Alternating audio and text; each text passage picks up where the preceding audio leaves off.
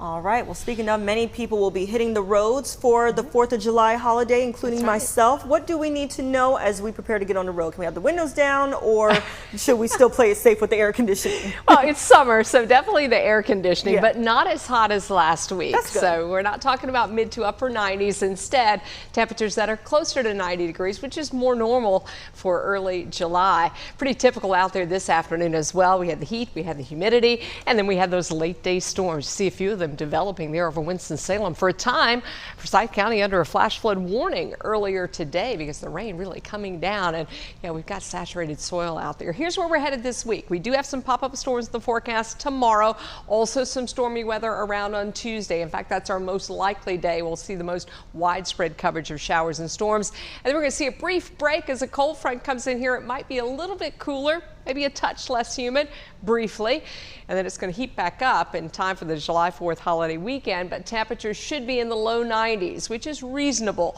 for us this time of year. Our average high about 88. Today's high got up to 90 degrees. That's our 8th 90-degree day so far this season. We usually average about 33. So we were 90 in Greensboro, 91 in Reidsville and Asheboro, 92 Winston-Salem, Burlington, Mount Airy got up to 90. Still warm and muggy across the area, some low to mid 70s. Dew points are in the 70s, so we're still very humid across the region. Don't have a whole lot of coverage on the radar right now for showers and storms, so I think we're going to get a quiet overnight. We do have one area we're watching down here along Highway 601. Some of that rain could migrate northward into parts of Davie County, but should be shutting down. Now, earlier today, these are some of the rainfall totals just from the thunderstorms that fired around dinner time just north of Walkertown, about 1.5 inches.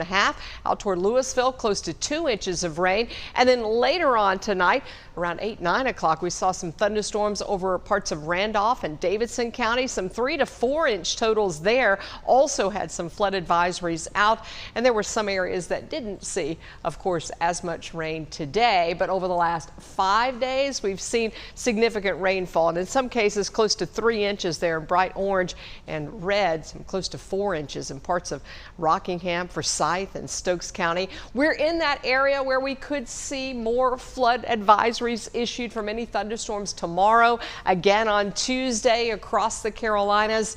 Like I said, it's pretty quiet out there right now. No severe weather we have to deal with tonight.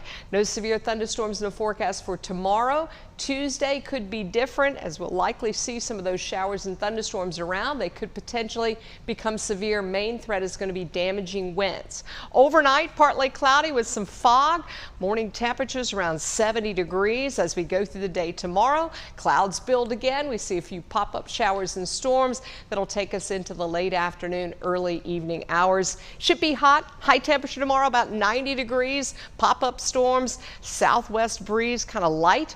Foothills up to 88 tomorrow afternoon, up to 80 in the mountains with some scattered showers and storms.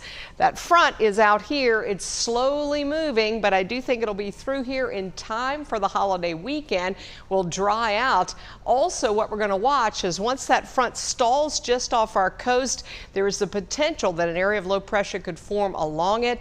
We'll watch for the potential for that to become tropical heading into next week. Meanwhile, we talked about this at the top of the newscast. Barry made landfall as a depression there in the eastern coast of Mexico. They are anticipating flash flooding there for the next several days. Here's your 7-day forecast. It does have the holiday weekend there for you. Looks pretty dry, and of course, it's hot.